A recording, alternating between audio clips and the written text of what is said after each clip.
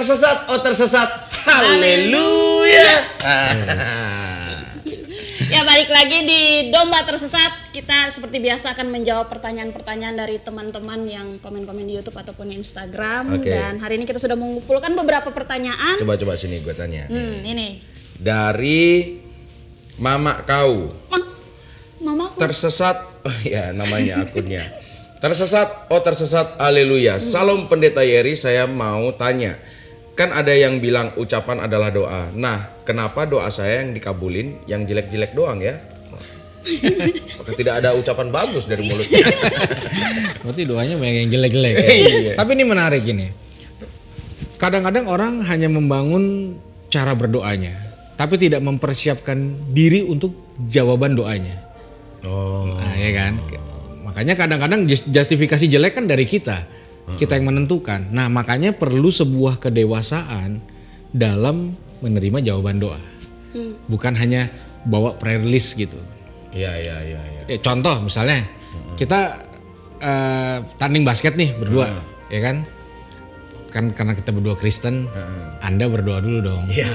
Tuhan mampukan saya kalahkan Yeri. Iya. Aku percaya Tuhan menyertai. Asik, ya kan? Tidak yang mustahil buat Tuhan. Yeri pasti kalah. Ya gue juga berdoa. Iya. Yesus gue pendeta. Waduh. Beri aku jalur khusus tuh. Misalnya. Iya kan, misalnya aku juga doa kan. Iya. Kan firman-Mu berkata, kami lebih dari pemenang. Pasti saya juga lebih dari pemenang. Terus kita fight pertandingan olahraga. Nah, Tuhan dengar yang mana? Itu pertanyaannya kan. Dua-dua anak Tuhan. Dua-dua doa dalam nama Yesus. Iya. Dua-dua doa menang. Iya, dua-dua yang menang dua-duanya ya nggak bisa. Apalagi liga antar gereja. Waduh, itu kan gengsi dong. Iya. Menentukan Tuhan yang Liga lebih antar gereja. dominan di mana. Dominan ada Tuhan di mana di gerejanya? Masa kita kalah? Iya. Kita kalah berarti Yesus kalah dong. Nah, makanya kacamata kedewasaan untuk menerima jawaban doa itu penting. Supaya apa? Supaya kita nggak berdoa cuma untuk menang, kita juga berdoa supaya jangan nangis kalau kalah. Iya. Iya dong. Karena kan kalau kita berdoa, kedaulatannya di Tuhan dong. Bagaimana Tuhan menjawab? Ya jangan dari kita. Tapi kan ada ayat yang berkata, mintalah, carilah, ketuklah. Wih, ayat terus kalau ada tipis. Iya benar. Saya lagi. Kayak berasa Saya kayak nggak mau pada- apa-apa tiba-tiba saya lagi. Terus banyak orang begini, tapi kan kita harus klaim janji Tuhan. Iya. Ketok pintu surga, benar. Tapi kan gini, misalnya saya main ke tempatmu, Pris. Terus saya ketok kan. Pokoknya nggak mau tahu. Kalau saya ketok harus buka, itu kan kurang aja. Iya. Iya. Harus kolektor Anda. Harus hormati yang di balik pintu dong. Iya. Iya. Nah, makanya banyak orang sangat siap dalam berdoa, tapi sangat tidak siap untuk menerima jawaban doa. Makanya banyak orang ngomel, kok yang jelek-jelek doang. Lah, Iya. lu aja jadi Tuhan mendingan. Jangan-jangan lu lihatnya yang jelek-jeleknya doang. Iya. Yang bagus-bagusnya nggak lu ceritain sama orang pas dijawab. Iya. Siapa Tapi tahu. ini menarik, saya boleh sharing sebentar. Jadi saya ngerasanya di kehidupan saya, di saat saya berdoa tekun kayak yang tiap hari berdoa gitu-gitu tanpa mengharapkan apapun, memang sebagai kewajiban aja. Saya ngerasa kayak hidup saya tuh banyak cobaan, banyak apa gitu-gitu. Senangnya kurang lah gitu. Tapi giliran saya menjauh nih, menjauh kayak untuk meninggal, gak usah doa, malas gini, doa seperlunya aja. Saya ngerasa bahagia banget. Maksudnya ada aja kebahagiaan yang muncul. Itu kenapa? Itu itu bentuk cobaan atau Bukan, karena kita selalu berpikir kontekstual kita bertuhan hanya bahagia aja. Padahal kan include satu paket. Bahagia iya, enggak juga. Tapi enggak bahagia bukan untuk menghancurkan kita. Contoh misalnya, mana yang kita pilih? Masalah kita selesai atau pundak rohani kita makin kuat hadapi masalah? Nah, yang kita pilih kan kebanyakan makin kuat dong. Nah, instrumennya masalah. Supaya sebenarnya kita nggak cengeng, nggak baperan, nggak gampang tersinggung, nggak manja, gitu dalam kehidupan kita dengan Tuhan. Jadi banyak orang akhirnya ya gue ikut Tuhan ya, gue hanya layak menerima yang terbaik. Yang enak, yang asik. Loh kok Tuhan kayak gini? Kalau nggak asik nggak dari Tuhan. Iya begitu. Kebanyakan biasanya. Nah kadang-kadang orang di sisi baliknya justru makin dekat dengan Tuhan. Kadang-kadang pernah lihat dong orang sakit parah, Alkitabnya taruh di bawah bantal. Pas sehat nggak pernah dibaca. Iya. Dia pikir bakalan meresep gitu semua gitu ya. Itu menarik. Pertanyaan yang menarik. Ya itu pengalaman pribadi sih. Oke. Saya pikir Yesus siap di dalam konsekuensi doanya. Karena dia meminta, tapi terakhir dia katakan tapi kehendakmu lah yang jadi. Nah, mendingan kita kayak gitu juga tuh kayak gitu ya. Kehendakmu lah yang jadi. Oke. Dari Timothy Paulus. Om Yeri dan Bang Coki, apa pas zaman Nabi Nuh itu banjirnya karena Nuh nebang pohon buat bikin batra segede itu, makanya hutan-hutannya jadi gundul lalu terjadi banjir. Makasih. Wah, ini logika antara sekali, logis ya. Erupsi dengan pembuatan sebuah keselamatan gitu. Jadi apakah Nuh itu mafia kayu? Wah, apakah illegal logging? Apakah Nuh yang membabat Kalimantan? Waduh. Enggak lah, itu kan kalau konteksnya ya datangnya dari curah hujan yang memang datangnya dari Tuhan. Yang memang itu dalam kehendak dan bukan karena sebab akibat dari kondisi alam saat itu. Nah, itu kayak satu kedaulatan Tuhan menyatakan waktu dia merencanakan, ya dia tahu bahwa persis bahwa itu akan terjadi dan itu datangnya bukan karena sebab akibat, bukan karena penum pohon, bukan karena hal-hal lain gitu. Bukan karena pintu air yang di mana ditutup kalau di Jakarta kan gitu. Di sini banjir, sini kering loh. Kok bisa pintu air? Pintu airnya salah. Iya. Lagi waktu itu kan di Alkitab kan air tuh benar-benar penuh kan. Penuh. Mau hutan selebat apapun ketutup. Melampaui yang batasan-batasan yang ada. Bahkan Batra itu kan bisa melewati kayak gunung, lebih di atas gunung gitu. Iya. Jadi emang nggak ada hubungannya sama erosi. Iya. Pertanyaan selanjutnya dari Faktasia Football. Tersesat, astagfirullah. Di Kristen neraka ada berapa lapis, Bang? Apa sama kayak di Islam? Di Islam berapa lapis dulu nih? Kita nggak tahu nih di Ada Islam satu berapa masalah sih untuk jawab ini sih. Karena saya belum pernah ke neraka. Nah, itu dia. Jadi tolong bedakan antara neraka dengan atmosfer mungkin ya. Ada lapisan-lapisannya gitu. Yang bisa dipelajari gitu. Dan kue, bedakan juga neraka dan kue ya. Ya, jadi kayaknya saya nggak bisa jawab secara valid sih.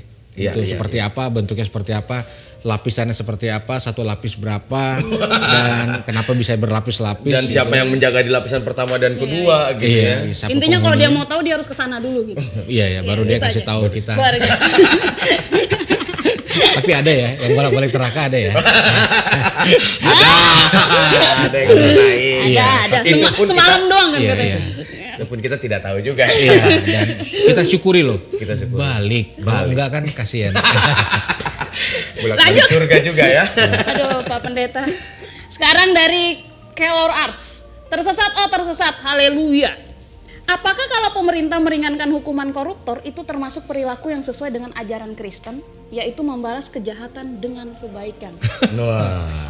Ya, ini kan jadi ada di antara ajaran kekristenan, kalau kita lihat Roma 13 tuh ayat lagi keluar. Iya. Bukan saya loh. Ya. Ini karena pemerintah. Pemerintah itu asalnya dari Tuhan. Salah satu perwakilan Tuhan di muka bumi ini ada orang tua. Sebagai otoritas, ada pemerintah. Ada juga pendeta hamba Tuhan gitu. Nah, pemerintah itu dan kebijakannya representatif. Nah, kalau pemerintah ini tidak melakukan seperti yang Tuhan mau, maka pemerintah bertanggung jawab sama Tuhan langsung. Gitu. Makanya kan di kekristenan dikenal sebagai istilah teokrasi, bukan demokrasi, kedaulatan yang dalam Tuhan. Tapi perwakilannya tetap pemerintah. Jadi tetap harus bayar pajak, gak boleh terobos lampu merah, kayak gitu. Tetap ya, hukum lalu lintas, KUHP semua tetap. Jangan sampai kena pasal 127 penyalahgunaan narkotika. Iya. Jadi saya percaya sih kalau pemerintah itu memang di bawah Tuhan gitu maksudnya. Karena mereka udah mulai nampak seperti malaikat sekarang. Kepaksa ya kemana-mana. Dan dikit-dikit bawa Tuhan. Iya benar, demi Tuhan. Supaya dilancarkan. Oke, lanjut di Bernardus Raka Sulistio. Tersesat, haleluya.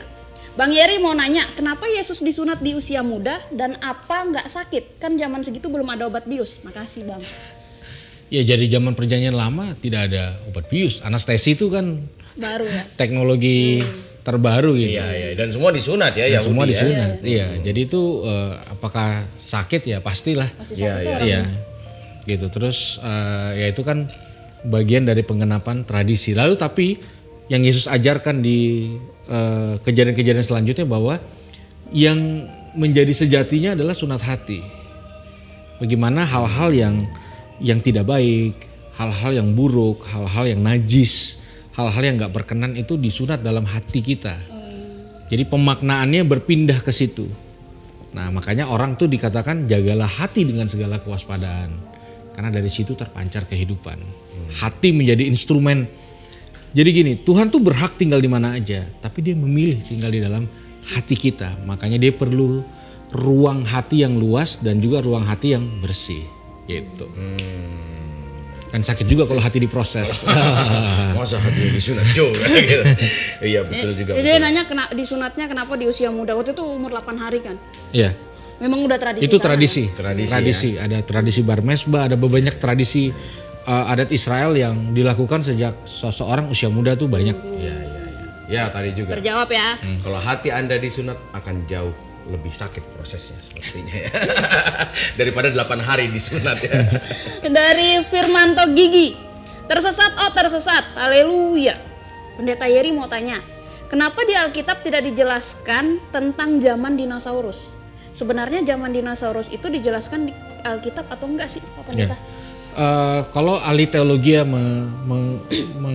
apa ya istilahnya? Ada istilah hermeneutik, membedah dari sisi sejarah. Memang kemunculannya tidak secara kontekstual, tapi pemilahan waktunya tuh ada. Dari zaman Musa ke zaman Yosua, jeda waktunya, latar belakang wilayahnya ada, terus kontekstual yang terjadi. Dan waktu kita baca Alkitab, nggak semua tuh termanifest. Contoh misalnya, ketika Adam dan Hawa dikatakan punya 2 anak, Kain dan Habel. Lalu selesailah harusnya keturunannya. Karena tidak mungkin Kain dan Habel memberi keturunan. Iya. Jadi ternyata ada kontekstual cerita-cerita lain, anak yang lain, lalu yang lain, sehingga itu berkembang seperti normalnya. Iya. Tapi ada hal yang memang menjadi esensi dalam pemberitaan firman Tuhan, diplot jadi satu alur. Tapi bukan berarti hal-hal lain tuh yang secara sejarah yang dibuktikan secara sejarah tuh nggak ada. Jadi dia nggak membenturkan sejarah atau ilmu pengetahuan, dan itu merupakan satu sinergi dalam pemaknaan gitu. Berarti sebenarnya kalau kita belajar apa hermeneutik ya. Hermeneutik itu kita akan tahu di mana letak posisi kita akan tahu itu tadi. Latar belakangnya seperti apa. Kayak misalnya ada dikatakan di Alkitab itu bahwa wanita jangan berdandan. Ya kan? Dan banyak akhirnya gereja yang menganjurkan wanita-wanita di gerejanya tuh jangan dandanan. Akhirnya dicap sebagai duniawi. Nah, padahal kontekstual saat itu di Korintus itu wanita-wanita yang bekerja sebagai pekerja seks komersil kebanyakan berdandan. Jadi arahannya untuk membedakan kamu dengan yang lain, kamu jangan dandan untuk saat itu, bukan untuk seterusnya. Nah, itu fungsinya pembedahan Alkitab secara menyeluruh supaya kita tahu kontekstual sejarahnya, kejadiannya saat itu apa, sehingga kita nggak blunder dengan yang kita baca langsung. Kayak sekolah Alkitab kita ya. Kita jadi membedah Alkitab ini. Bukan karena saya sekali lagi. Nah, ini pertanyaan terakhir lah ya. Dari Yoga Ginting. Wah, saudara itu saudara. Ujujua, Yoga Ginting. Hai Bang Yeri dan Bang Coki, mau tanya, kenapa Tuhan menciptakan bumi dan langit hanya dalam 6 hari? Apakah Tuhan dikejar deadline? Angka ini kenapa angka ada? ya. Iya. Angka itu kan banyak banget ya pemaknaannya. Kayak di bagian lain dikatakan 1 hari di hadapan Tuhan tuh kayak 1000 tahun. Iya. Gitu. Jadi itu kan intinya dia yang menentukan waktu. Iya. Maka dikatakan segala sesuatu indah pada waktunya supaya kita tuh menyesuaikan dengan timingnya Tuhan. Jadi dia menempatkan. Jadi kalau kita di dalam Tuhan, ruang dan waktu itu penting banget. Nah, kayak hari ini kita di tempat yang tepat. Iya. Ya dong. Waktu yang tepat. Iya. Bersama dengan orang yang tepat. Iya. Melakukan hal yang tepat. Iya. Nah, itu penting ya. Gitu. Jadi makanya sebenarnya kita nggak bisa mencari tahu untuk memuaskan kita. Kenapa 6 hari? Kenapa nggak 13 hari? Kenapa nggak 28 hari gitu loh? Ya kan? Dan itu ada, ya memang ada kedaulatannya aja. Nah, biasanya orang secara hermeneutik mengambil poin misalnya 3 itu angka komplit atau angka sempurna. 7 ada artinya. 6 angka manusia. Karena manusia diciptakan pada hari ke-6. Makanya angka bilangan 666 adalah kesempurnaan dan kemanusiaan. Manusia yang pengen sempurna menjadi seperti Tuhan. Nah, kayaknya simboliknya 666. Tapi itu masih ada penjabaran luasnya lagi, nggak bisa dijadikan satu-satunya patokan. Beda kitab kita. Iya, betul. Iya, tapi lagian ngapain Tuhan ngejar deadline? Orang siapa lagi di atas Tuhan? Aneh sekali. Dia mau closing apa? Orang dia sendiri yang memerintah. Oh, berarti Tuhan sangat perfeksionis terhadap diri sendiri kalau kayak gitu. 6 hari ya Tuhan, 6 hari gitu. Oke, dan itu pertanyaan terakhir. Terima kasih sudah menjawab Kakak Pendeta Yeri. Dan teman-teman, kita bisa ketemu lagi di Domba Tersesat episode berikutnya. Shalom.